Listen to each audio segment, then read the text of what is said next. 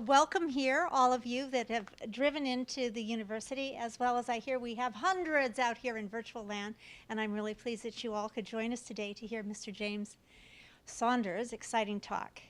On the way here this morning, I was thinking about emotional attunement and empathic relationships and what an important role that plays in our lives. You know, who doesn't want to feel understood, especially if you're going to go to a therapist, especially if you're going to be providing therapy.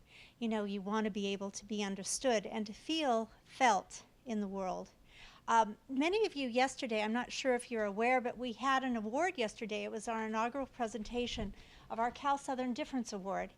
And we awarded this to a former graduate, and it was Coach Mara Taylor. And she was rewarded for recognition for outstanding accomplishment in the field, because what she does is she goes out to our prisons where are men and women, and she teaches incarcerated men and women that they have a choice to make positive decisions. She calls her nonprofit Goji. It's getting out by going in. And in that vein, James Saunders has also impacted thousands in his leadership in the world and stewardship by being the current president of California Association of Marriage and Family Therapy. That has over 30,000 members nationally, which is huge. And if you're not a part of this organization, you can go on to the website and join up. I'm sure Mr. Saunders will spark your interest in sharing how he positively influences the lives of others and help your clients change and make significant progress, all within a 50-minute hour. I was very excited when I read his bio this morning. Just one moment. Thank you. We're a team. And he stated this. He talks about much of the challenge today of being a talented therapist is being able to change your own state of being, to become attuned to your own particular clients. Once you're within their world, within their own frame of reference, you'll discover a whole new paradigm. It's like dancing to their music without your own resistance on your part. This requires you to be authentic, creative, and personally congruent. Now a little bit of his biography. At 17, he got interested in psychology and studying at a suicide hotline in Nebraska, where he was educated. He received his master's and his bachelor's. I guess I should say that the other way. His bachelor's and his master's. He went to the University of Nebraska. He's been a therapist now for quite some time. He's written a book, or maybe a series of books, but the first one that I had the opportunity to read is I Already Am What I Want, which I think is a nice twist. He's made TV and radio appearances. He actively goes back to Washington, D.C. and campaigns for the profession for MFTs. He's allowed, what is this? In the VA hospitals now, MFTs are now accepted. And he's now working on Medicare inclusion for the profession for marriage and family therapists. So he's done some outstanding work, and I'm very excited to have him here today so we can all learn how to change within 50 minutes. Anyway, without further ado, Mr. Saunders.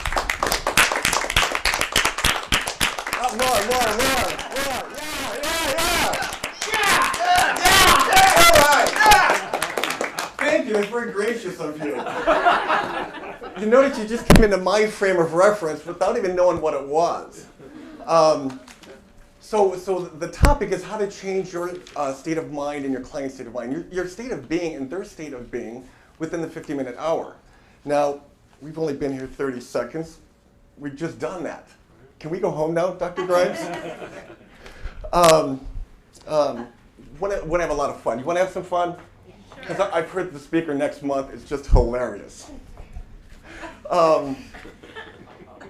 Part of I want to be creative here and have some fun, and with the lecture, and it's about working with your clients and working with you. I want to get into your frame of reference.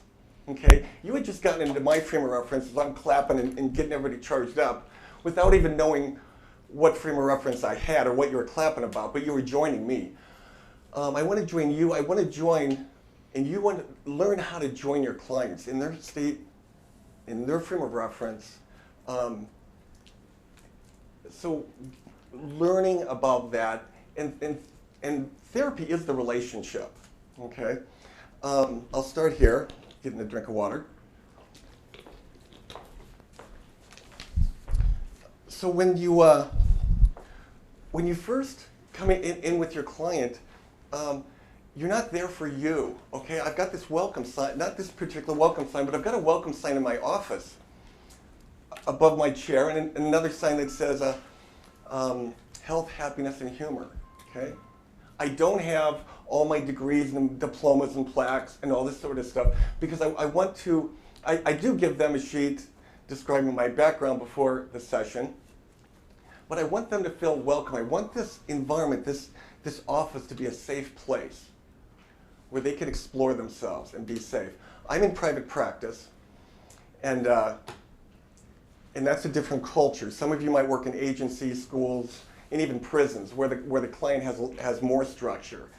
In private practice, and I'm a provider for one insurance company. Everybody else is just fee for service, which I love, and it really frees them up. It really frees them up, and they're not hindered, and I'm not hindered by their insurance company. So what I'm talking about, realize my frame of reference in private practice. What's important is not my degrees and this and what I want for the client. What I want for the client really doesn't matter, except I want to figure out what they want, okay? And your client comes because probably they're stuck in some ways, okay? They're stuck.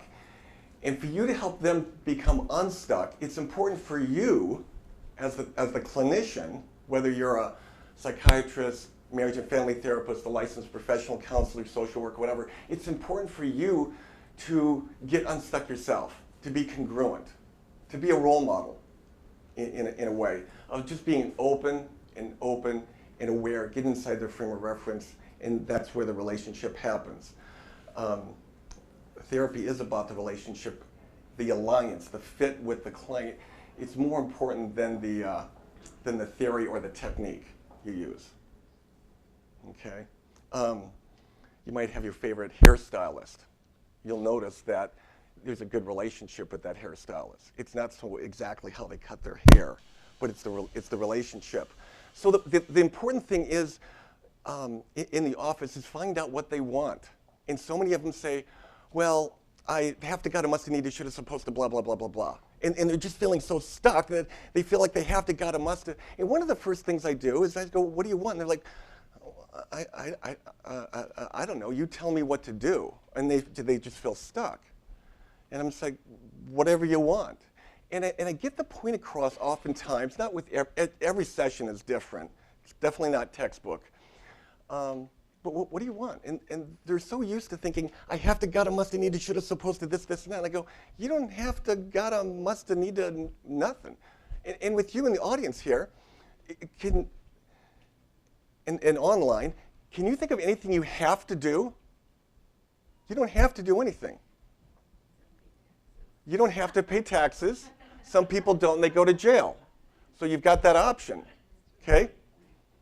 You don't have to breathe. Some people, your body does it for you, but some people drown themselves and asphyxiate themselves. It's a choice. It's an option. It's a want. Can you name one thing you have to do? Well, I have to go to work. No, you don't. There's plenty of people that don't go to work, okay? But you're wanting to go to work. It all comes down to the choice. So I want to help them realize that they can do what they want, and they are doing what they want. And that's why I wrote the book back. I wrote this book back in 1987 titled "I Already Am What I Want." The ability to do what you want is already within you, and that's what you're helping the client to realize. Okay. Now, it might take you 5 years to learn how to play the guitar well. It might take me 15, but we can do it. We all have different gifts, okay?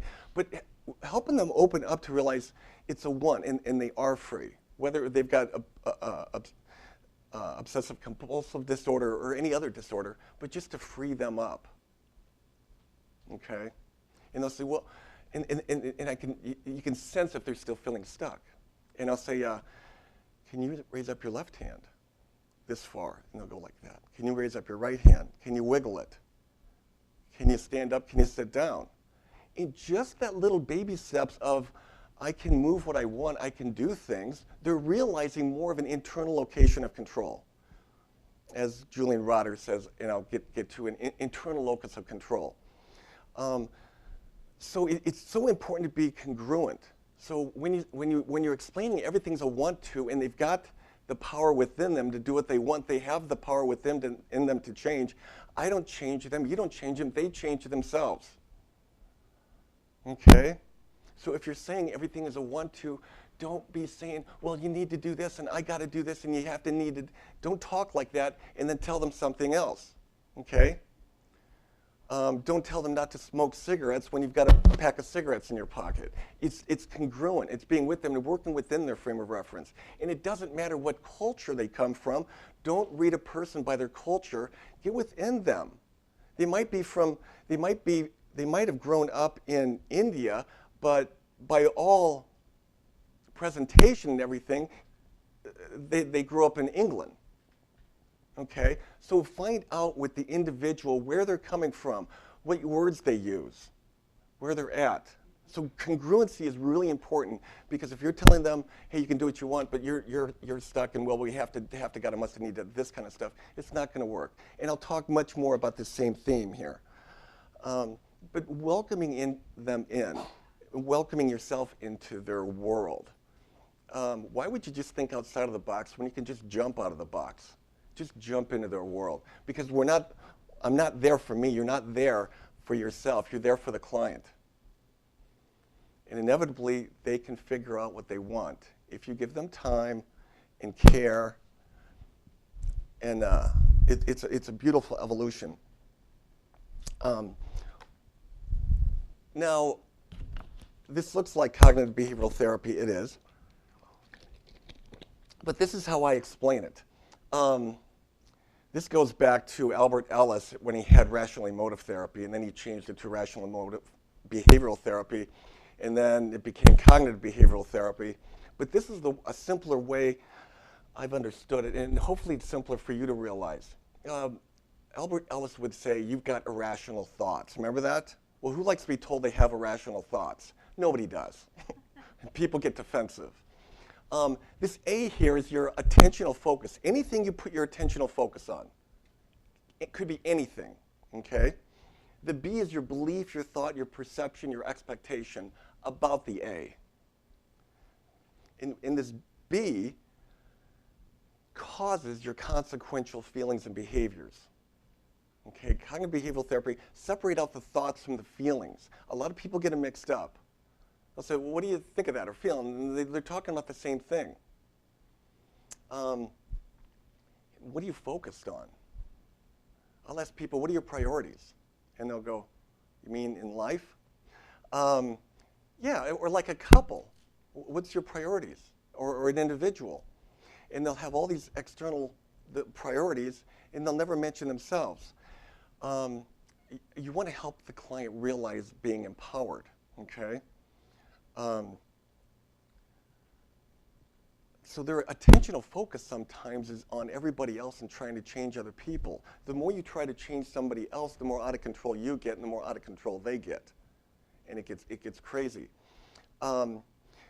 Just an example of this ABC, I've got a picture in my office, and it's a picture of the environment. And I'll ask somebody, and the question is faulty. I'll say, how's that picture make you feel? And they'll say, well, I feel relaxed, if it feels comfortable, just really soothing picture. And I'll say, and I'll explain this. The picture does not make you feel relaxed. It's completely your belief, perception, expectation, how you associate the meaning you give the picture, okay?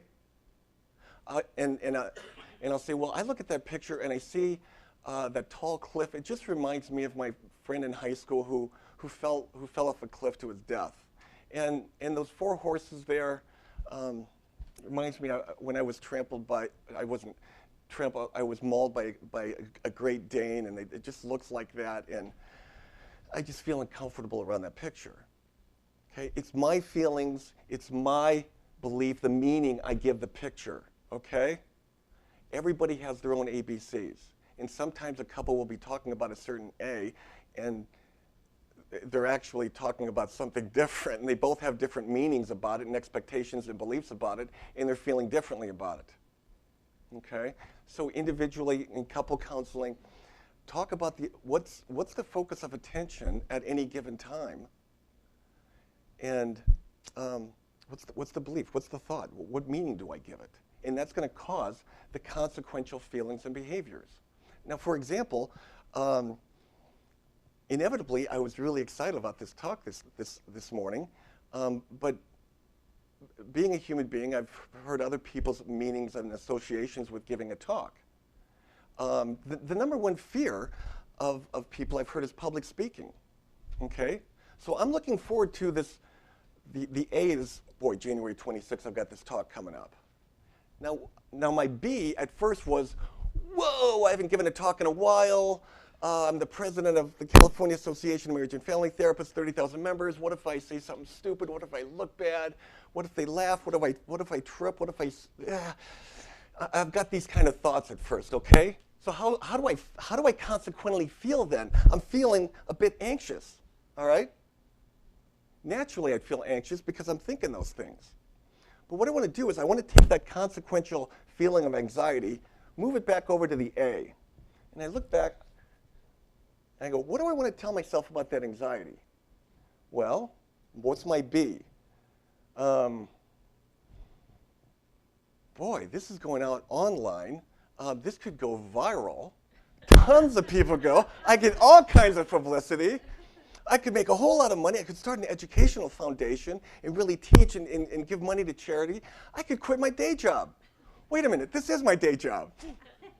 Actually, private practice is my day job. But I'm thinking so differently. I reframe the anxiety into excitement. Same feeling. I'm excited. And I feel so fortunate and privileged that I'm able to give and that I'm welcomed here. So I'm feeling just consequently just jazzed about being here because of what my B is, okay? But that's just me. Everybody else has their own ABC. And it's important that you own your consequential feeling, separate it from the thought, and realize that it's your expectation of whatever you're focused on that's going to make you consequently feel. Stress is a function of expectation, sort of, in a way, okay? I was coming here this morning, I expected traffic to be fairly light. Well, I was incorrect. I had a faulty expectation, and I was a few minutes late. No big deal. But realize at first I'm thinking, oh boy, I'm going to be late, and I'm like, I made plenty of extra time. It'll work out. And just talking to yourself, change the thinking about what you're focused on. Okay? It's in your handout, and I'll refer back to that often. Psychologist Julian Rotter, born 1960. I was doing a lot of research on him in graduate school. I graduated back in 1985. He developed scales. He's a psychologist, the locus of control scales, locus Latin for location. Am I in control, or do other people control me? That's the basic. Anyway, I noticed 1960, and Dr. Weathers earlier said, boy, he must still be alive. And I was thinking, he was born 1916, is he still alive? Well, as you can imagine, me, I emailed him. I wanted to find out, and yeah, he's 96 and lives with his wife, and he has a healthy older brother also. His assistant got back to me. But I didn't have a fear, just emailed them, wished them well, and they thanked me for being in touch. Just getting out of the box, okay? Think differently, do something different. It's innocuous. But these scales, you can Google them, but it helps you realize if you're realizing more of an internal location of your own control, or you're letting everything else control you. Depending upon what everybody else does, well, that's how I feel. That's kind of the basis of what codependency is. When your state of being is really, really pretty much totally dependent upon what somebody else is doing. That's kind of that's my thought of codependency. When your state of being is way, way too dependent on somebody else's state of being, okay? There's not that separation.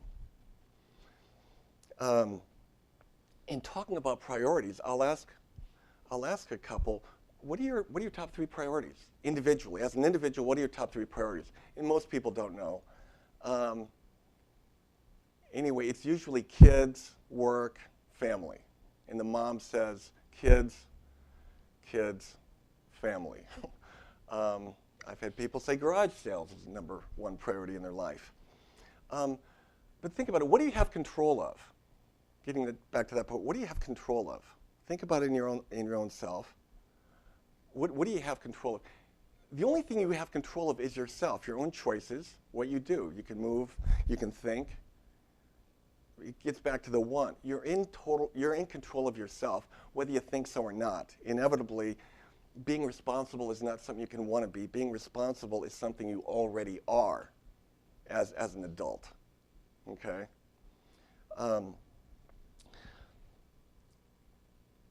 I just said the word and I'm like, I was thinking, stay away from saying ums earlier. So, you're in control. There, I did it again. You're in control of yourself. Okay. Now it's an energy. If you've got gasoline, where do you want to put it? In a gas tank, in the lawnmower, or put the gas on the grass? You put it in the gas tank because that's where it can be used. Right? So, if your energy and you can only control yourself, put yourself #1. Now that sounds selfish, but the best gift you can give anybody else, and the best gift you can give your spouse or your partner is a healthy, happy you. Okay? The best gift you can give somebody else is a happy, healthy you. Mother Teresa learned this way back. She learned that she'd go to an orphanage or working with the poorest of the poor, and she'd give her lunch away, and before they knew it, the other nuns realized that she was just famished. And she realized, as we all need to do, you need to take care of ourselves so we can be good for others. Okay? And realize that responsibility. So, like in a family, take care of yourself first, because that's the best gift you can give your marriage. Okay? Put the marriage #2. I don't tell people what to do here, but think about the sense this makes. Put the marriage #2. You want the marriage. The best gift you can give the marriage is a healthy, happy you. So you can give. If you're not taking care of yourself, you're going to be miserable. Nobody wants to be married to somebody who's miserable. Okay? Put the marriage #2. Put the children #3. Why is that?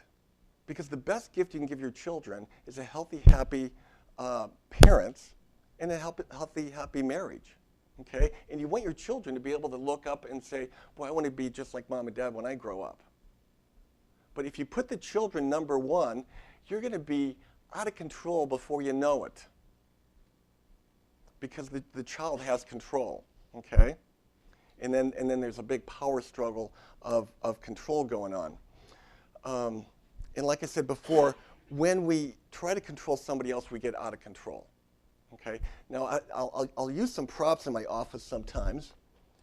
And I'll give the remote control to the husband. I'm like, how's that working? You know, control your wife. Go ahead, try it. I know better than that. I'm like, well, you've got to point it at her. You've got to point it at her. And you'll notice when somebody's trying to use the remote control and it's not working, they press harder and they're like doing this to the TV, okay? How's that work? We can't control others, we can only control ourselves, okay? That's the basis, that's the point of Julian Rotter's research and his scales. And that gets to the point of the B. Taking responsibility for your belief, your thought, your perception, your expectation. We get married and we throw our expectations on the spouse. Or we get into a dating relationship, we have these expectations of the spouse. And I'll talk more about trust expectations in a moment here.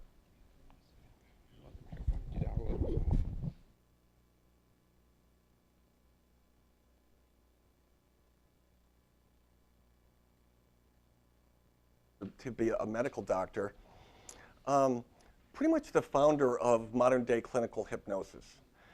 And when I start talking about hypnosis, and I just happened to do my master's thesis on the use of hypnosis, and people will go, hypnosis, what is that? What is that? There's all kinds of different types of hypnosis. And it's basically the power of suggestion. What message are you coming across with? And remember earlier I was talking about being congruent with your client. What messages are you coming across with? If you're real snooty, they might feel a little bit guarded. But just being aware of how you're coming across the power of your suggestion. And there's different levels of trance. What message is coming across subconsciously? Consciously and subconsciously. If you're watching a movie about the Antarctica, it's talking about hypnosis here, and the wind is blowing, big movie screen, loud, and it's freezing out, the power of suggestion, you're probably going to get a little chill and want to put on a coat, okay?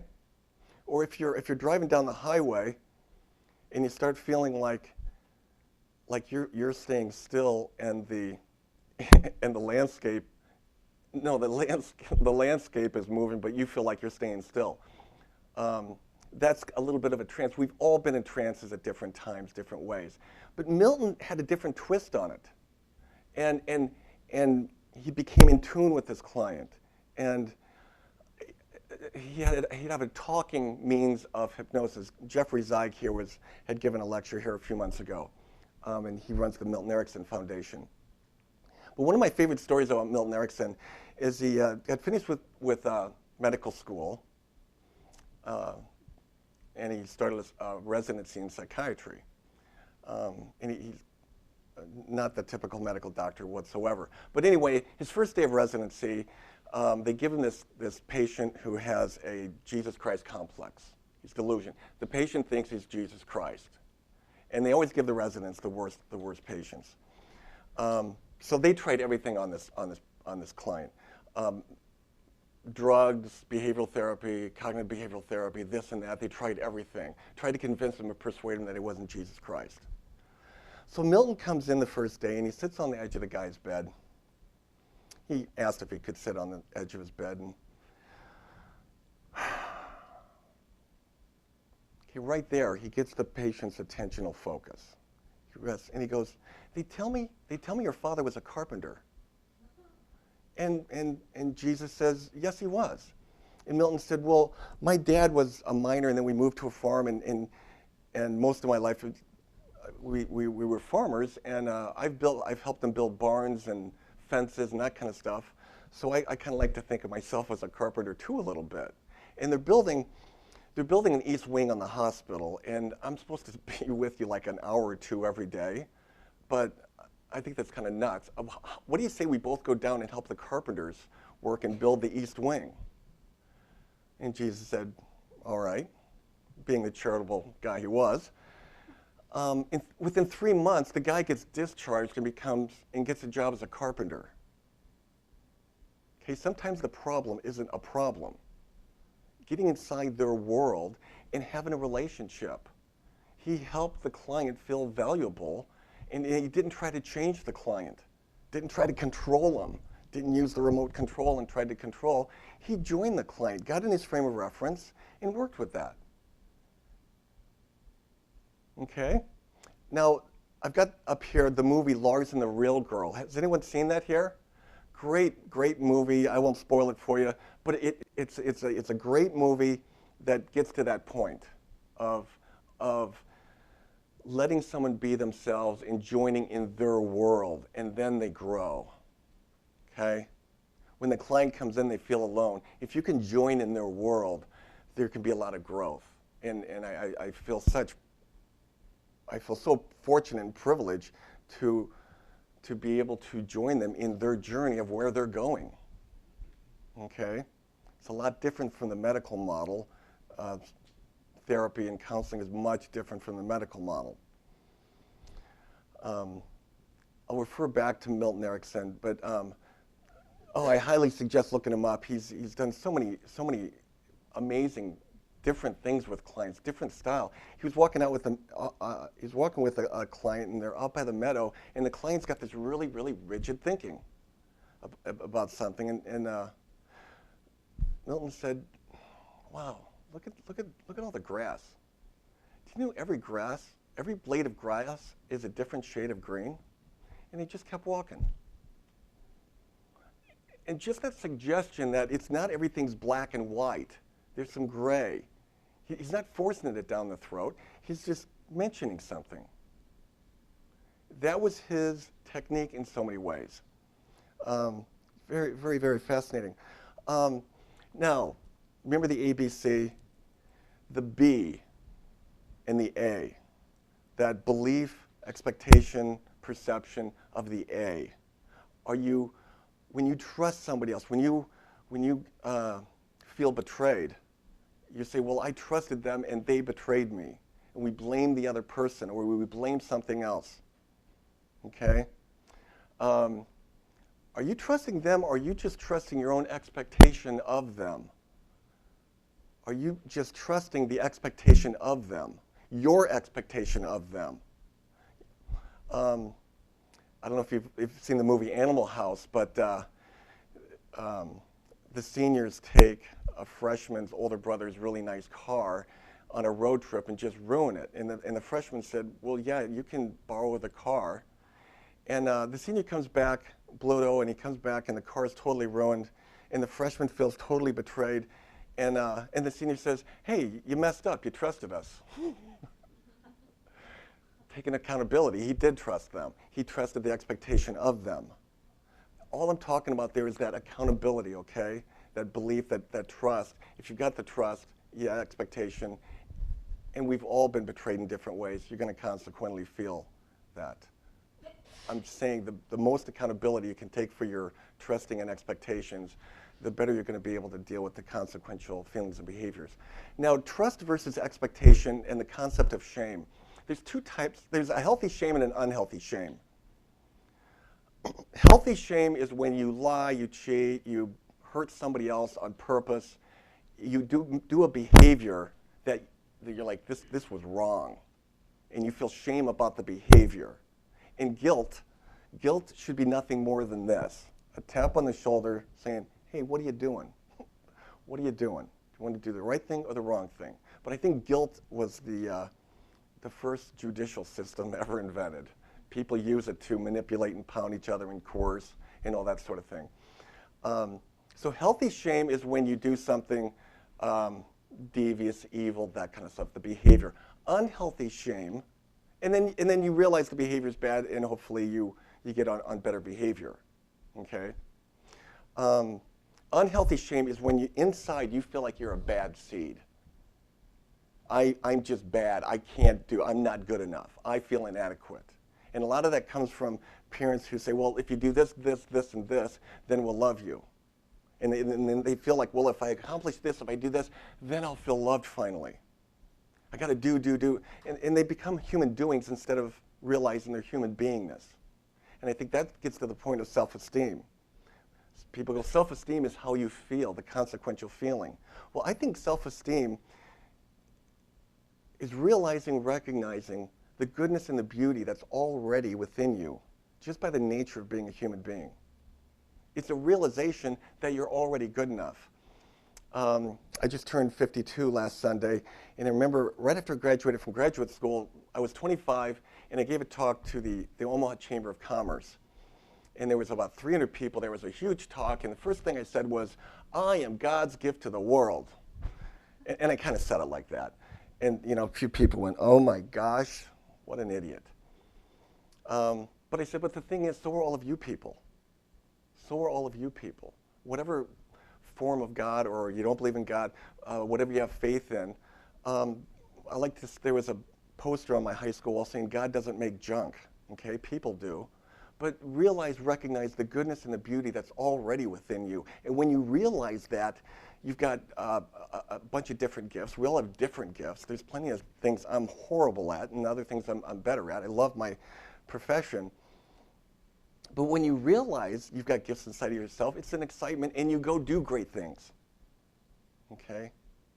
And there's an unconditional positive regard. There's an unconditional love within yourself, and it's much easier to be around other people when you're feeling good about yourself. okay?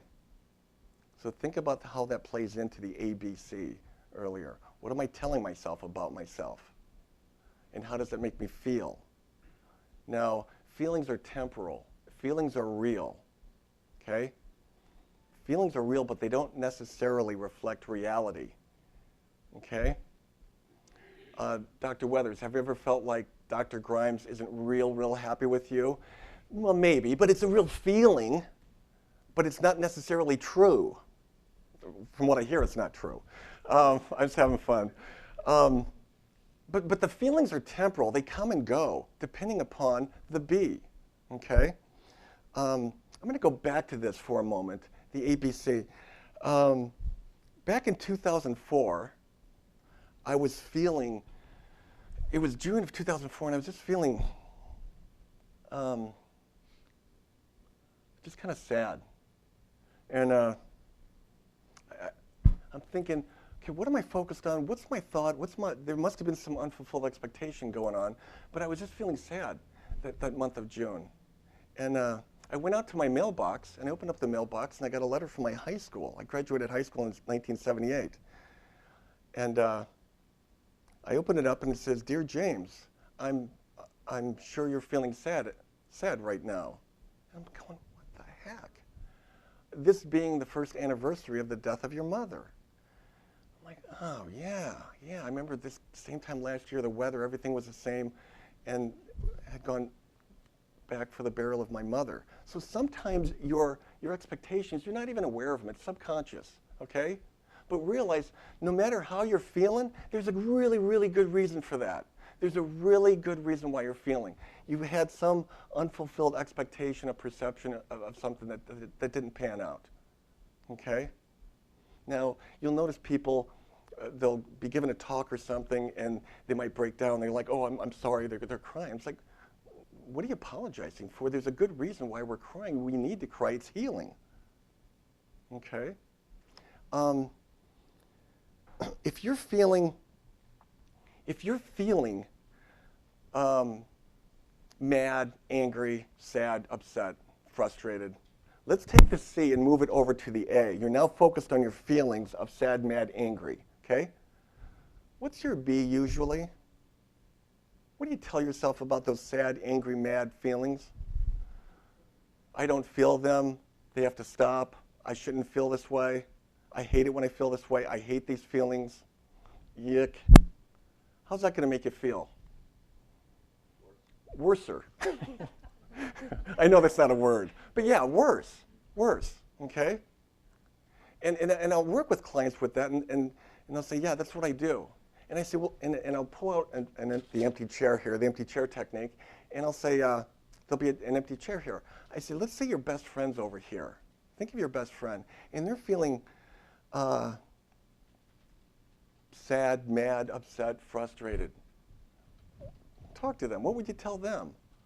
Oh, honey, you know, all this compassion and care and gentleness, it's okay, it'll be better. But we don't do that with ourselves sometimes. So just be aware of that, okay? Be aware of what you're telling yourself about your feelings. What you're telling yourself about your feelings. There's a good reason why they're there. They're supposed to be there, okay? What I find with stereotypically, a woman will feel the female partner will feel bad, and the husband or the male partner will want to fix it. Well, do this. If you do this, you wouldn't feel that way. Do this, you wouldn't feel that way. And what oftentimes the woman just wants is the husband to go, oh, honey, wow, and just listen and empathize. Be in tune. Get into their world. Get in their frame of reference. Oh, yeah, I can see how you'd feel that way. That's what we all want, men and women, okay? It's a human condition. So be gentle with your consequential feelings and behaviors. There's a reason why they're there. And if you're hating them, you're not going to work with them very well. Be gentle with them, okay? Fast forward here. You know, and shame is a big thing we learn from childhood, from parenting oftentimes. I had great guy, gentleman in my office a while back, and we were talking about his relationship with his mom, and he goes, well, I don't really want to talk about it. I don't want to go there.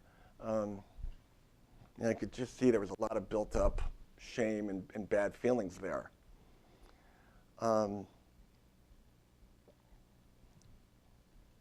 I know she had a lot of problems and didn't treat him well. He had alluded to that early, but he didn't want to look at it. He didn't want to face it. So I'm thinking, different type of hypnosis here. And I was thinking of a story. I said, the other day, I was watching this mother and her son go into a grocery store, and the son saw a gumball machine, kind of like this one. Saw the gumball machine. And I'm looking, and the kid goes, Mommy, Mommy, Mommy, can I have a penny for the gumball machine? And the mother says, okay. And over here, about 20 yards away, is a mother and a son over here. And the son's looking at what's happening here. And this son's looking over here. And the boy over here gets the penny from the mom, puts it in the slot, turns the crank, gumball comes out, yeah! And he's excited, and the mom and son run to the store. So cool. So this kid over here is like, Mommy, Mommy, Mommy, can I have a penny for the gumball machine? And she's like, well, okay, here. And he runs over, and he puts the penny in, turns the crank, nothing comes out. Mom, can I have another penny? And she goes, well, okay, and gives it to him, and he puts it in the slot, and he turns the crank, and nothing comes out. Mom, can I have one more penny? And reluctantly, she's like, well, yeah, okay. Gives him a penny, and he puts it in the slot, turns the crank, nothing comes out. What is he feeling? He's feeling, what's wrong with me? I told my client, it was your mother. Your mother was broken. And tears just came out of his eyes, okay? He'd been feeling shame like it was his fault. Just like the little boy did, okay? That's a type of hypnosis, telling a story, a metaphor, okay? That is hypnosis, one type, okay? That was powerful. And he realized, and it's going to take some time for him not just to intellectually understand it, but to emotionally get used to the feeling. I don't have to feel shame about how my mother treated me. Let's go back to this one a little bit. It's the accountability. It's important to learn. Well, I'll get to that. I'll get to that later. When you're working with your client, be transparent. Just be yourself. Okay. I'm on the annual conference committee for our conference next year, and we're titling it "Personal and Professional Alchemy." Creating your own personal style. Because in the past, we go to these lectures, kind of like this one, where the master says, hey, you need to do therapy this way, and you need to do it this way, that way. I'm not saying that. You've got your own personal style. Realize how you bring, what you bring into your office. Be congruent with your client, with yourself. Be transparent. You can learn something from Milton Erickson, maybe something from me, maybe from Jeffrey Zeig, and all these other masters, but bring it into your own personal self. You come into the office to help somebody else. You can't pull off, you can't do what I do, only I can. You can't do what Milton Erickson does, only he can. But you can learn different techniques, okay? You might have a hero, but you're not them. You've got to bring it in your own particular style, okay? So be transparent, just be yourself. Don't have all the diplomas on the wall and I know everything. We're just human. Who's been bullied, spit on, lived through a tornado, been cut from a team, betrayed by a loved one? Very good. Somebody has. I've been all of those. I've been bullied, spit on, lived through a tornado, which I don't take life for granted anymore, and betrayed by a loved one. We've all been betrayed, though. We've all been betrayed or otherwise had our expectations unfulfilled in some way, sometime. But let's realize that we can overcome that. We can overcome that, and to just be a human in the office with the client, okay? Not like you're perfect and all that sort of stuff. I had a client a while ago. He said, James, every time I see you, I come in and you're like energized, you feel good, and you're just happy. Don't you ever get down about anything?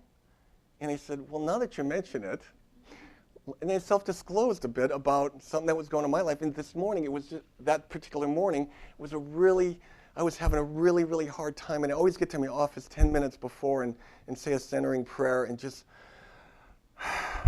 relax and calm down, get centered, and be prepared for my client. Well, I got to the office late, and I only had 4 minutes, and I was just feeling a little bit anxious. And he came in, but I realized 60 seconds into the session, I got off of my own narcissistic wounds, my own selfish pain, and I was totally into his world and feeling better.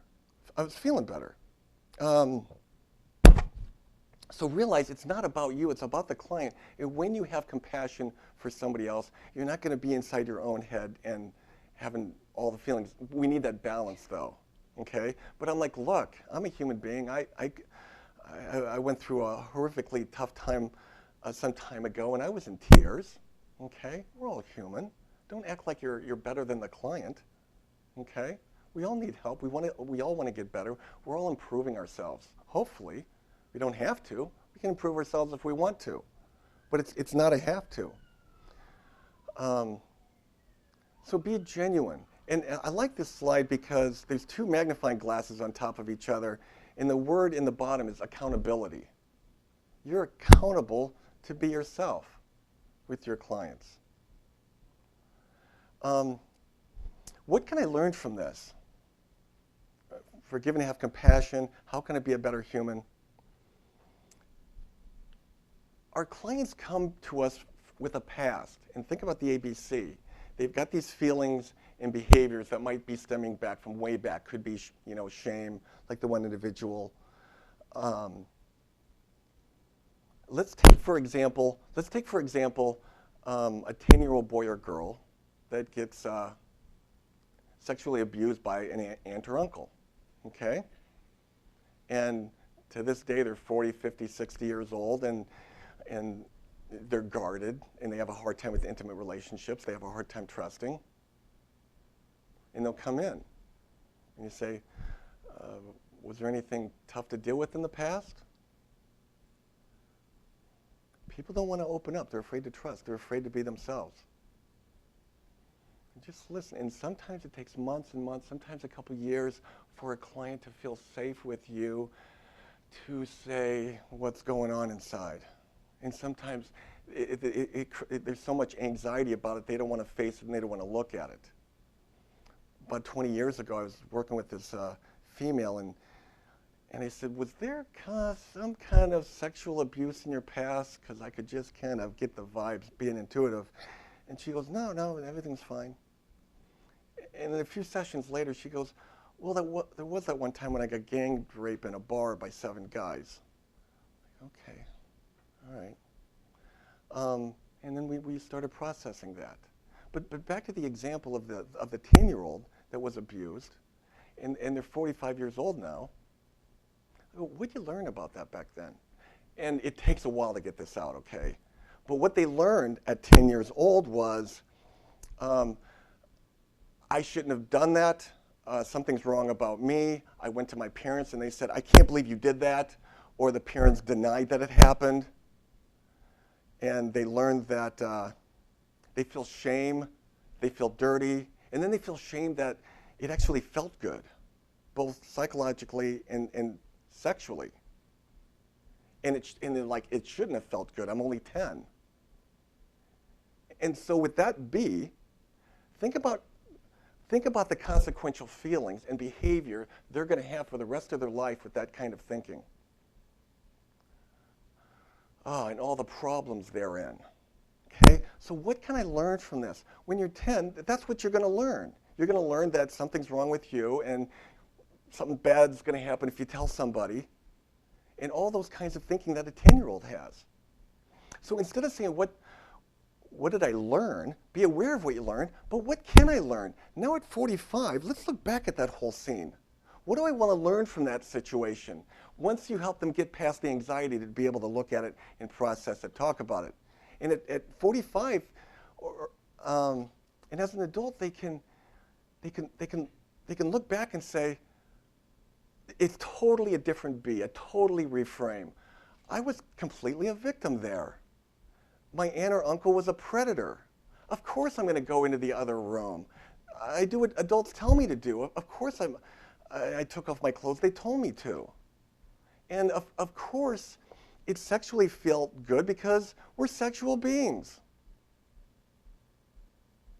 And it felt psychologically good because I got attention from my aunt or uncle back then. That's what 10-year-olds do. But now at 50, I can see I was completely victimized there. I might as well have been a blow-up doll. It wasn't about me. It was the gumball machine. Okay? And that's when they can reframe it and look at it differently, change their B of how they saw their past. Consequently, you can gradually start trusting and all that sort of stuff, because they realize that particular person was a predator. It doesn't mean that all men and women are perverts. Okay? And having compassion for the perpetrator, because they weren't feeling good and they were probably abused when they were young. That's part of that, getting off of your own wounds and having compassion and forgiveness for other people. And when we forgive somebody else, who's that benefiting? It's benefiting us first. It benefits you first, not the other person, because it's letting go of, I forgive you, meaning I'm not going to carry around this grudge anymore. I'm not going to forget about it. I can learn some stuff from it, but I'm not going to carry around this grudge. And I like this last phrase here. I will not let someone else's abuse of me define who I am. I will not let someone else's abuse of me define who I am.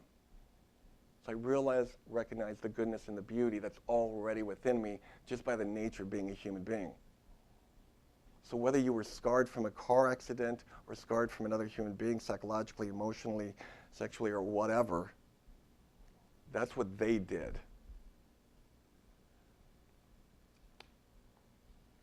You can learn much different things about it as an adult. And that's what we hopefully do in the office, and making the office situation safe for a client, so they feel safe, they feel warm, and they feel cared about, and they can expose themselves and say, this is me. But they're not going to expose themselves and say, this is me, if you're looking at them like this and there's a big wall up and I'm here because I've got all these diplomas. You've got to be real with the client. You already are real, just admit it. That's what you're asking the client, okay? You're asking them to be real. You're asking them to be real, so it's important for you to be real, if you want. I didn't say you need to, because you don't need to nothing, okay? If you want your client to be real, it's important for you to be real. So what can your client learn from their past? Don't walk in saying, boy, what'd you learn from the past? Oh, I bet you're thinking this and that you're feeling this and blah, blah, blah. Shut up. Shut up. Sip it. Stop. Let them talk. Just be quiet. Be safe. Their pace and path, it'll come out. It'll come out. And sometimes it's important to confront on accountability. That's what you're there for. But ask them, then let them tell you. It might take some time. It might take some time. Be patient. You're not the patient, but be patient. Be patient with your client. Join them. Because they're scared, okay? They're scared. And all of us are scared. Most people are scared to go up and give a public talk like this, okay? But you can look at it at different ways, have a different B. Express what Carl Rogers called unconditional positive regard. Now that's what he called unconditional positive regard, because that other four-letter word was just a little bit too dicey to touch. But what he's really talking about, and what he did in the session, is he loved the clients. I love my work. I love my clients. okay? I can say, I love you, I love you, I love you. I can say, I love you. Because the ability to love you does not come from you. My ability to love you comes from inside of me, okay? So you've got the ability to love your clients in obviously healthy, ethical, legal, appropriate ways. But you're there for them, okay? An unconditional positive regard. But realize your ability to love somebody else doesn't come from them. It comes from your own be. Your perception, your expectation, the meaning that you give, the associations that you have with this other person. Fearing to process our past. Consequential feelings, behaviors. People have memories of the past, and there's anxiety with some of those memories, okay? Now, people who, they have a fear of falling, or they're claustrophobic, it's not, they don't have a fear of falling, and it's not the fear of public spaces. It's the fear of the fear. It's the fear of the anxiety. They don't even want to go through that. Just the thought of the anxiety is just, I don't want it. And they push it away. And so they avoid what's uncomfortable. And that's how the whole word, literally acting out, comes from. Say you're married, you've got your life here, and it's really uncomfortable dealing with the spouse, so I'm going to act out of that life and become a workaholic, an alcoholic, drug addict, get my excitement from internet porn or whatever, but acting out behaviors because they're fearful of dealing with what's going on in their life. That's the art and the science of psychotherapy, is helping people face those fears. Because once you look at that anxiety and realize it's just a feeling, and you deal with the consequential feeling by just letting it be, understanding why it's there, and you go back to the B and you realize the B, they had that B, some beliefs they learned when they were 5 or 10 years old. And they can change them later on. And you can change your belief about what happened. And then consequently, the anxiety goes away. Okay? So going back and facing the past, the first 3 years of life, there's this one therapist, he used to say that the first 36 months of your baby's life, your job as a parent is to totally bring them into your life. And your job after 36 months is to get them out of your life, to teach them self-reliance. You love them, but it's a different human being. You teach them, and you're now a parent, and to help them be self-reliant and be their own person, not be codependent on them, not be dependent on them, but let them be. When my kids came home from grade school with a good report card, I'm like, oh, good for you, that's great. Some of those grades I would have liked on my report card, but I already have my resume. Okay, and when they come with a bad report card, I'm like, oh, bummer for you. I've already got my resume, I've got a good job. What do you want to do with this now? Helping them realize an internal location of control. Okay, and there's all kinds of incentives we can give, positive, natural consequences. Okay.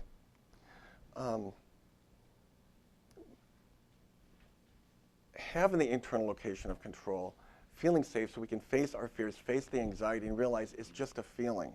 It's not going to kill me, it's a feeling. But get back to what you learned from the past. And what would I rather have learned? What do I want to learn now, being an adult?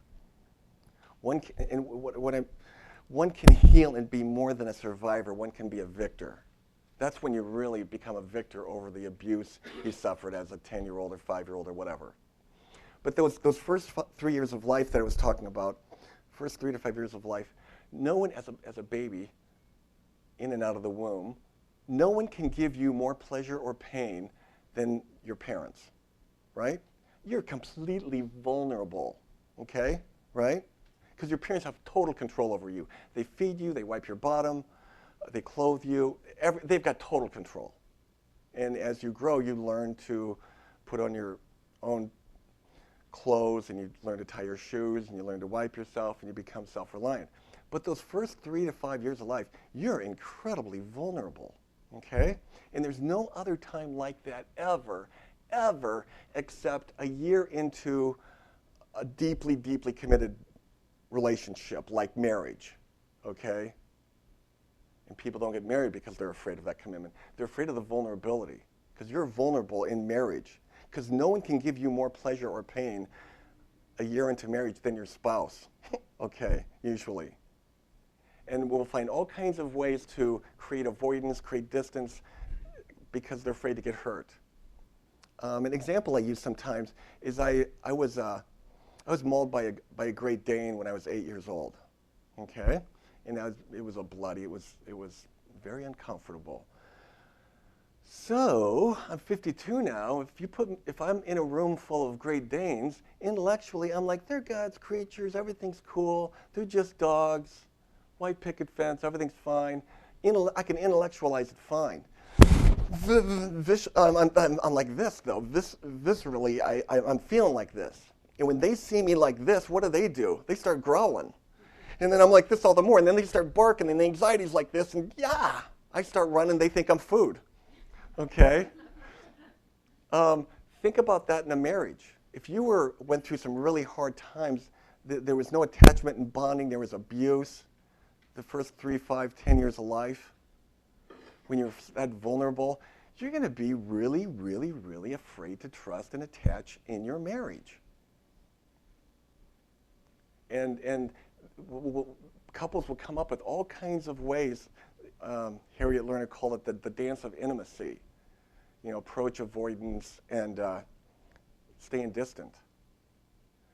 Think about that. And there's all kinds of different stories that have a hypnotic influence on that, like the Great Dane history of that. So it's important to go back and see, when was I hurt before and what was really going on there? It wasn't, I was a baby, okay? The gumball machine was broken. My parents were broken. I think we all do the best with what we have to work with, okay? I'm not here to blame parents. I'm about accountability. We all do the best with what we have to work with. But as we're kids, we're thinking, Mom and Dad, you know, we obviously look up to them like the kid was looking at his gumball machine. Which comes to the point, and who do you think it was that needed to be loved in the first place? We didn't start the fire. There's been wars, all kinds of conflict, all kinds of abuse and trauma. You know, there's conflicts all over the world that started centuries ago. Who do you think it was that needed to be loved in the first place? We all had a mom and dad. Saddam Hussein had a mom and dad. Stalin had a mom and dad. Hitler had a mom and dad. Okay? Who do you think it was that needed to be loved in the first place? Loving yourself, and if we can love our clients and let them be, and those around us, and realizing an internal location of control and letting them be, the world will become a better place. And that's what I hope our profession of being clinicians, of being helpers, whether you're a marriage and family therapist or a licensed professional counselor or a social worker, psychiatrist, psychologist, whatever, to give that love to the client and be human and genuine with them. That makes sense? And we all get defensive because we want to protect ourselves, because that's all we have from a fundamental state. A word about defensiveness and how to help the client. 20 years ago, a woman came to see me and she goes, I want to lose weight. And so I said, well, we talked a little bit about our eating habits, because she just couldn't wait to talk about that. And I said, well, what have you been drinking? She goes, Coca-Cola. I go, okay. Diet or regular? Regular. I said, okay, about how much a week or how much every day? Oh, about 8 to 10 cans of Coke a day. Oh, the shame. I go, okay. And I said, what you'll notice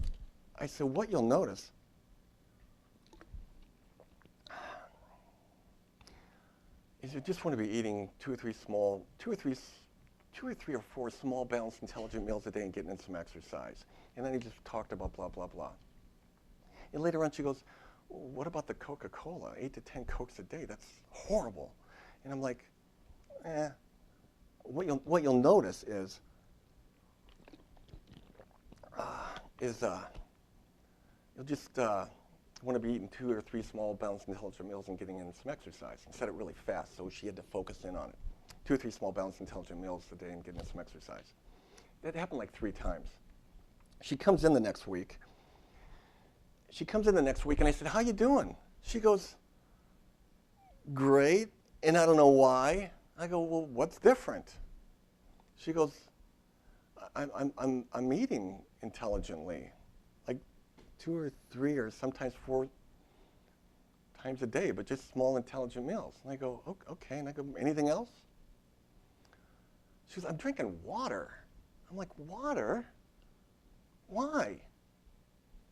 What am I doing there? I'm being shameful. Why water? Why? Why are you doing this? And she goes, well, because water is good for you, the projection. It's good for my complexion. It's free. It's natural. It's healthier for me. I'm losing weight. Water's great. James, you should drink more water, because she's always trying to control other people. You should drink more water. I said, that is a great idea. And I went and got us both a glass of water. Okay? A lot of hypnosis in there. When she came in and said, 8 to Coke, 8 to 10 Cokes a day, and she felt shame, I didn't ask her about it. She already knew it was wrong. I didn't say, oh gosh, you gotta stop that. Why do you do that? Oh my gosh, that's horrible for you, because it does all this to the body blood sugar. And she already knew that, but you don't need to reinforce the reality of what they don't want.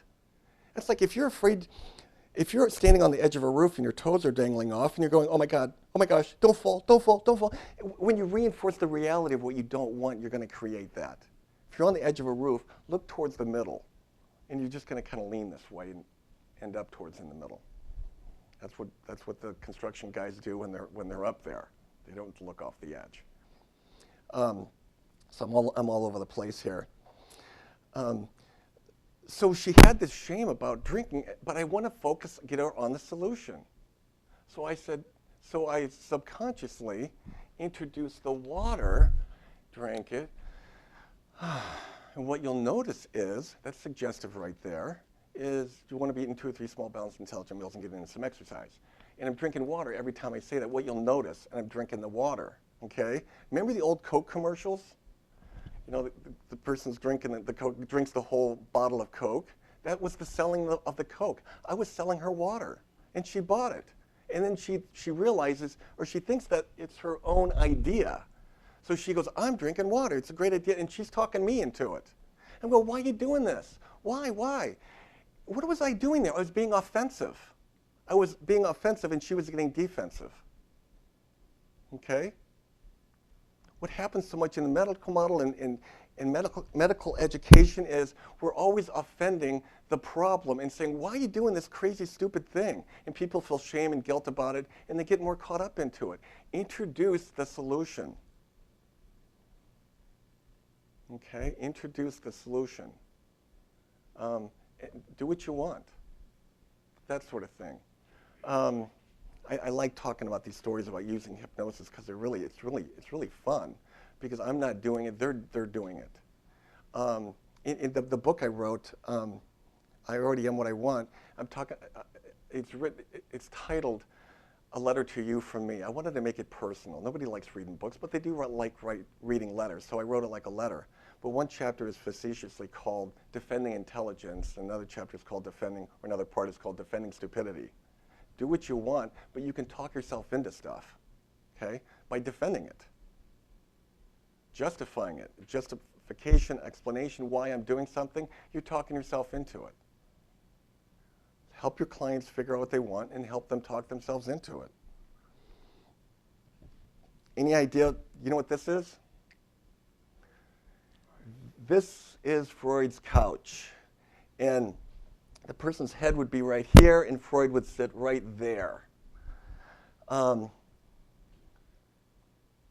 Is that a relationship? Yes, it is. But it reminds me, I had a crush on a girl in high school, and she said, This is not a relationship. And I'm like, okay. So yeah, this is the fainting couch, the couch, and the chair. Freud did a lot of great stuff. I'm not here to badmouth Freud. It's kind of like badmouthing the inventor of the light bulb and say, well, gee, he didn't know anything about microchips. Okay, Freud did a lot back in his time. You know, realizing subconscious drives. He might have been a little bit off on the motives, but it was good. And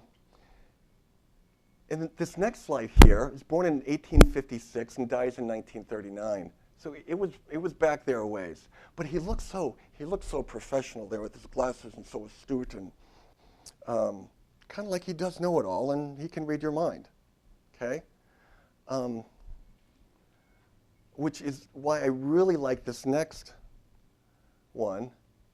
That's him with his mommy. That's Siggy with his mommy. And it's so funny because he looks like a little kid there. Okay? And we all have that little kid in us. Okay? Bring that in. Bring that creativity. And realize where you came from.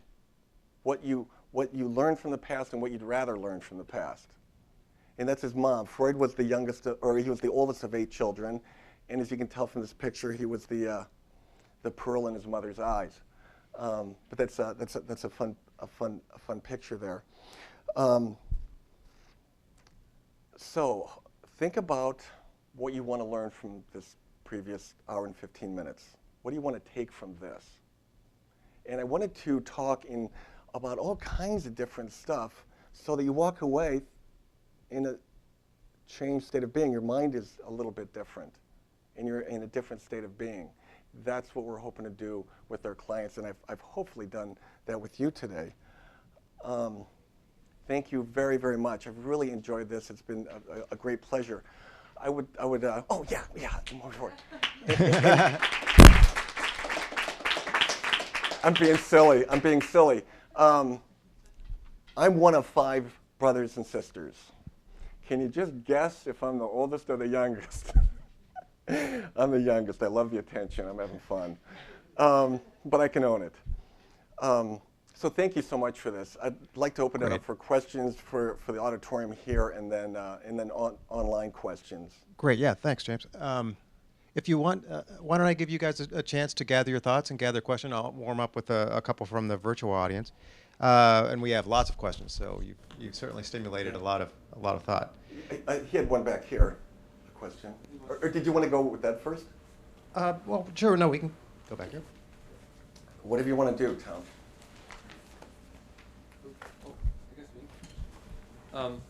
Hi, Tara Warren, 86504. I'm supposed to say that, I think. I was drawn to your talk generally about the concept of congruence. And I understand congruence. I feel like I've experienced congruence. But there are also problems with congruence sometimes when someone comes in or you're talking to them and I don't know how to feel congruent with them on something. And I think you talked about kind of emptying yourself or maybe jumping in or something. So anything that I would think would be important as a therapist to be sort of an expert at being congruent with and with many different personalities. Right. So what's your take on that? To be congruent with yourself and just bringing your whole self in, congruent with where they're from. Listen to what they say, their job, that kind of stuff. Use their frame of reference. If they're religious in any capacity or spiritual, whatever, you can use that as a reference and joining in their world and in empathy. Using, if I get an athlete for a client, I'll use sports analogies, sports metaphors, that sort of stuff, to be congruent for their world. Does that make sense?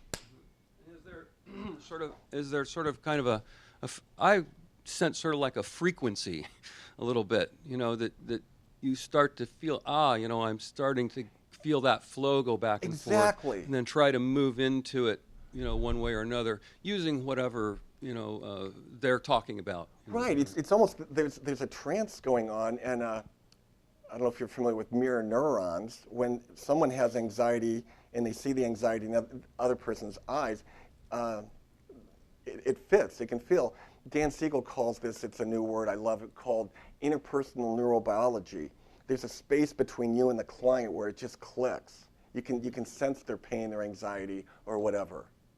And they know it, and it comes across in your voice, and it comes across subconsciously. Okay.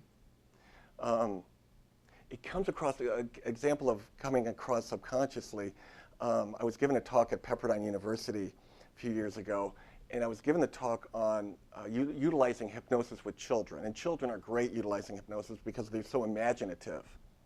And I came in, and about the first thing I said is, I want to explain hypnosis. It's really simple. In a nutshell, it's really a simple concept. People think it's this big complex thing, but it's really simple. Basically, it's just a psychophysiological mindset characterized by a complex perceptual capacity for attentive receptive concentration with parallel awareness. That's Okay? it. Mm-hmm. So what was my message coming across? This guy's a jerk, okay? This guy's not being congruent. Because I'm saying one thing and then I come up with this big fancy explanation, okay? But that's the message I was coming across with on purpose, just to show them how message can come across.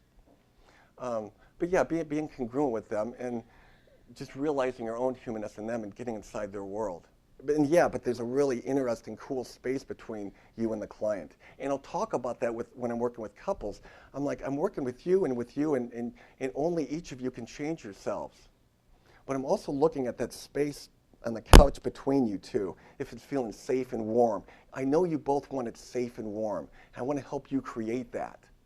And to get them visualizing that, and they can start feeling it in a trance state almost. I had a couple, in a while ago, and it was kind of refreshing. The husband and the wife said, "Yeah, what am I doing wrong?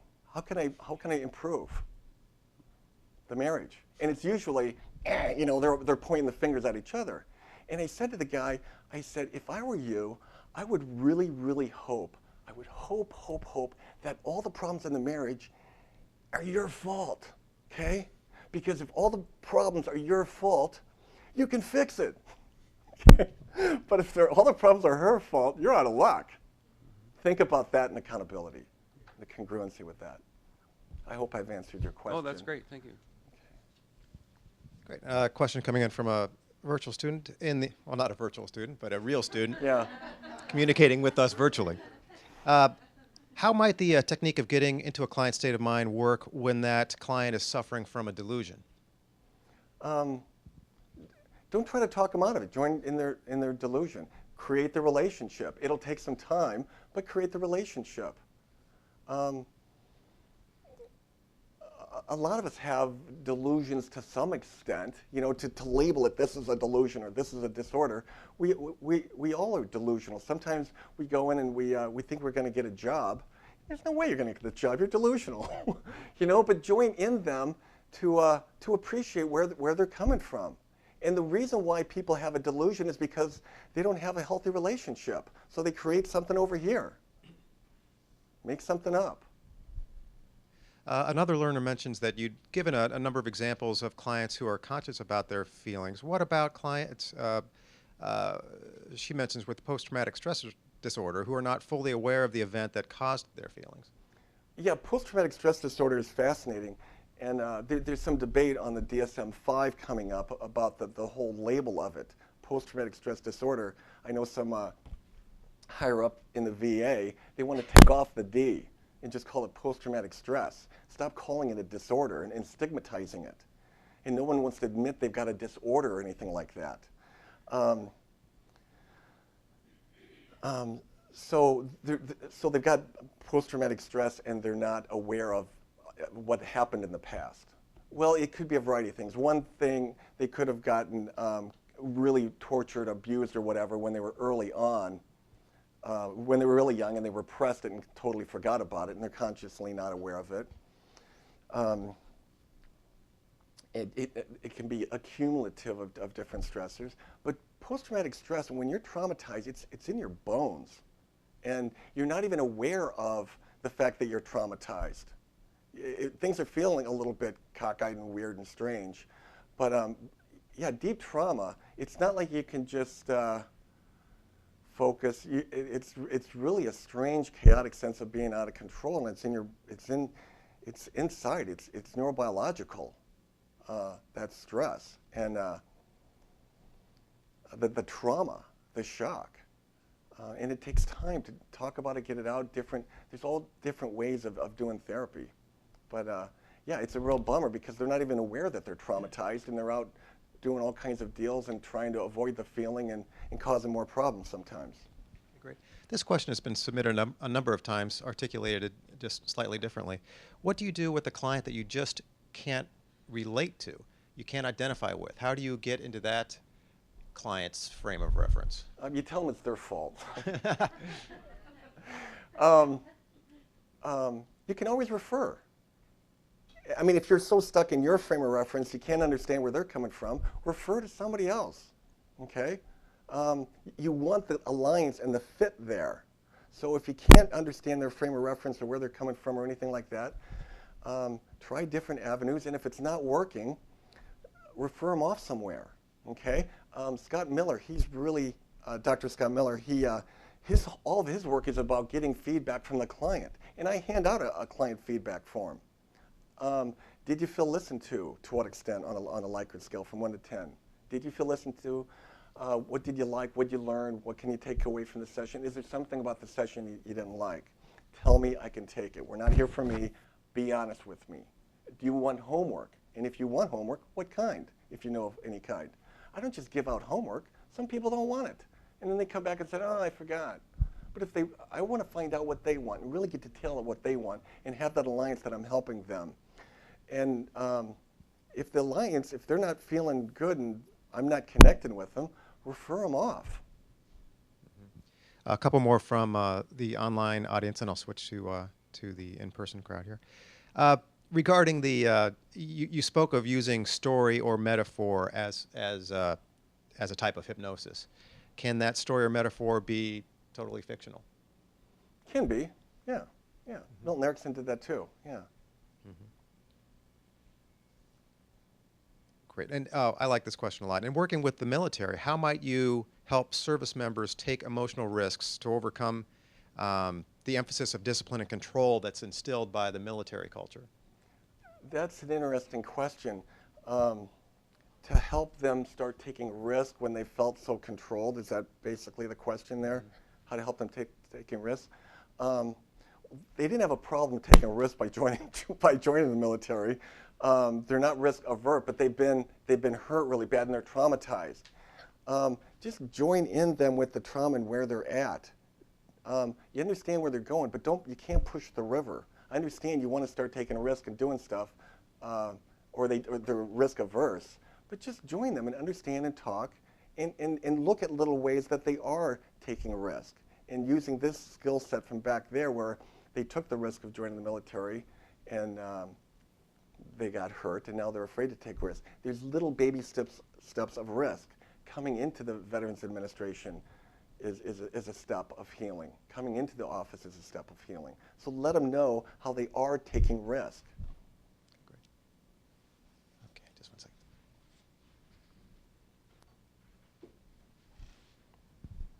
Hello, my name is Diana Trout, and I'm currently a student in advanced psychopathology.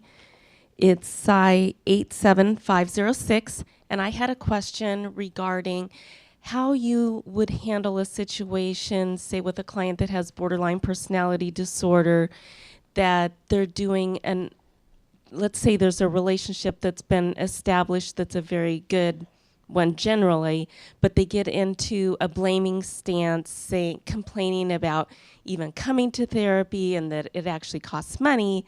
And I'm curious, how would you join with the person and use some of the techniques you recommended in that?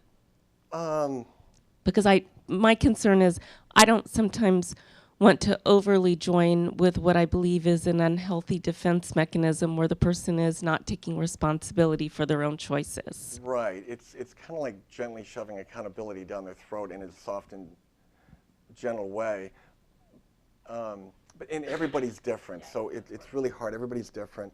But I'll say, okay, I did this, and you're reacting this way. And then they'll say something, and then I'll go, okay, you just did that, correct? And just observe and make the connection. Observe what they're doing and connect that that's what you did. I'm charging you money to come in, and I'm observing that you don't like that fact. Okay. Reflect back. Connect it. Okay. You're not judging it. You're just letting them know what they're doing, and that they start realizing they're not getting anywhere with you. They're not manipulating you. If you get upset with a client, it's client 1, you 0. Okay. They win. Look at it that way, and you can use that sports metaphor with athletes. But getting upset with a client is the worst thing you can do, because it's not about you at all. It's about the client. That's really unhealthy, getting frustrated or mad with the client. To speak to your point here with borderline personality disorder, I like to think that like medical doctors or some therapists that are like directive and you need to do this stuff. And when the client doesn't do it, we label the client non-compliant. You're not taking your meds. You're non-compliant. You're being resistant. I like to think that the only resistance in the room is upon that of the therapist. You're resisting what they're wanting to do. So I understand you're getting really upset because I've charged this fee. Okay. Now what do you want to do? And you're not getting manipulated. Hi, my name is Lily, and I'm in private practice. Would that, kind of what you just explained, would that be similar to distinguishing the sense of I have to as opposed to I want to or I need to? Yeah, always establishing that difference. Helping them realize they don't have to, gotta, must, and need to nothing. It's a preference, it's a want. So what do you want to do? Throwing it right back with them. What do you want to do? If they're court ordered, hey, you don't have to talk. You can just sit here and be there. You don't even have to come. You could end up going back to jail, but whatever you want to do. Giving them the power. Hi, James. This is Bob Weathers. I think it's been implied and sometimes outright stated as you presented today, but I've been just reflecting here at the end about qualities like the therapist's congruence, the capacity for unconditional positive regard, the ability to be non-shaming, the ability to be a skillful, loving presence, all of these qualities. And I was interested just more personally in terms of any recommendations you might make even from your own life in terms of how a therapist, how we in this field might cultivate these qualities. It was implied for me in your one comment of getting to a session 10 minutes early, and you talked about using centering prayer. I'm just interested more broadly, how is it that that we might cultivate these qualities that we aspire to? Thank you. Of just having a loving presence.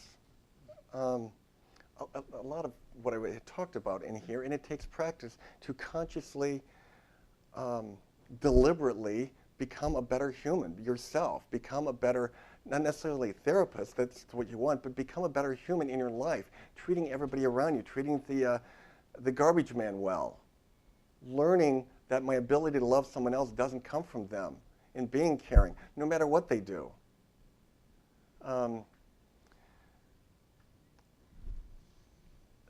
I've in working with some parents with their kids, the daughter will be crying, and the dad will say, "Well, stop that crying. Why are you crying?" And trying to control the child. I'm like, "Dad, she just wants you to be there. Just let her be. Have a loving presence with her." Okay? There's obviously reasons why, and she can't talk about them. She's only, 5, 10, or 15 years old. But just having a loving presence there. I don't know how to really conceptualize it better than that, but feeling good about yourself, and they're gonna feel that you feel good about yourself, and that helps give the capacity to feel good about somebody else. My old mentor was at a party sometime and somebody said something a bit rude, and he looked over at me and he said, "If I didn't feel so good about myself, I would have been insulted by that comment." A little bit off topic there, but It takes practice, like everything. It takes practice. Really looking at yourself, staying conscious and deliberately being loving towards everybody, not just your clients. Here's a somewhat specific question. What techniques might you use to help a 10-year-old boy overcome feelings of shame in a positive way? He's burdened by parental expectations. It kind of reminds me, I had a client 20 years ago that she came in from the hospital. She had made a suicide attempt. And I was thinking in terms of the ABCs, and I was explaining it to the ABCs. I said, what's been on your mind? What's your focus of attention been? She said, well, my parents have all this expectations about grades, and they say I have to, God, I must, and I'm feeling like I have to. And my boyfriend said that if I don't have sex with him, that he's not going to love me, and he's not going to be with me, he's going to break up with me. And her B's were so rigid and just rigid and causing, consequently, a lot of stress and pain. And we got into more of the B's of what she was telling herself about others and being bullied and that kind of stuff. And I go, gosh, if I were you, I would have taken more pills. I would have made the suicide attempt if I was thinking that. I could totally see how you're doing that. So let them know that it's nothing to feel shame about the guilt or the consequential feelings and behaviors are natural. And ask them where, figure out where they learn that shame. Talk in terms of like the gumball machine metaphor. Shame's a natural feeling. It's in a way, maturely thinking, falling down the stairs is a real natural behavior if you're used to not being careful. Okay, it's just a natural consequence. Feeling shame is really natural if that's all you've learned. Okay, and to define, is it a healthy shame? There's a bad behavior, get on the solution, or there's this unhealthy shame of I'm a bad seed, I'm a bad person. Great. With clients that present one issue, when you sense that the real problem is a much deeper one, do you go along with them, or do you challenge them? It's a timing situation, and really give them time to talk about the superficial problem, and don't assume that you know everything and you know there's a deeper problem, but just ask and say, boy, sometimes some of my clients will come in with this problem and they realize it's something deeper over here. I just want you to know that I'm honoring this problem you're coming in with. But if either one of us can think that there might be something deeper or some trauma from the past, let's be able to talk about that too. What do you say? Mm-hmm. But don't say, look, there's something deeper in there and I'm going to figure it out. And don't do the control thing. Great. And a somewhat general question. How long should a therapist delve into a client's past life in order to allow them to move forward? Their early life, some people get into past life and that sort of stuff. That's a whole nother bailiwick. But the question is, how long does the therapist delve into explore the past early life Yeah. experiences? It's up to the client. It's up to the client. And you've got to go at their pace and their path. And they might say, I don't want to talk about the past anymore. And you go, okay, honor that. I can understand that. There is something, what you're telling me is there's something that you don't want to talk about anymore. This is good information. If you want to talk about it later on, I'm right here for you. What do you want to talk about now? And what you'll notice is they'll talk about maybe the superficial thing, but as they start feeling safer, they'll come back and talk about the deeper issue. And they might push you away, and then they'll bring you back in, push you away, and when you're a little bit too confrontive, they might push you away. But just be there. Be congruent, be present, tell them it's their pace and path, and they'll usually come back. But always make sure the alliance is good there as best you can. Ask for feedback. Great. One more question. In the this learner references, at the very beginning of your lecture, you spoke about people being able to only control themselves and their reactions to situations. This learner describes the situation. He's a new intern working in a structured government environment with seasoned therapists that don't think outside the box in terms of client care and aren't open to new ideas. What might your advice be to this intern?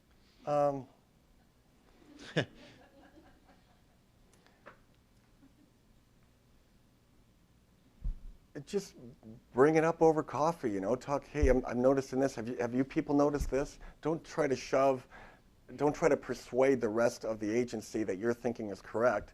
Just talk about different ideas. But don't get into persuading and controlling them. And talk about this, he should talk about his own feelings, his own thoughts, what his process is with other people. Hey, this is what I'm going through here. I'm feeling some dissonance and I'm not feeling right about this. But that's just me. How do you guys feel? That'll open it up. But to point it at them and saying, hey, you're doing bad therapy here, or it's too rigid, or you guys need to think outside of the box, is not going to work.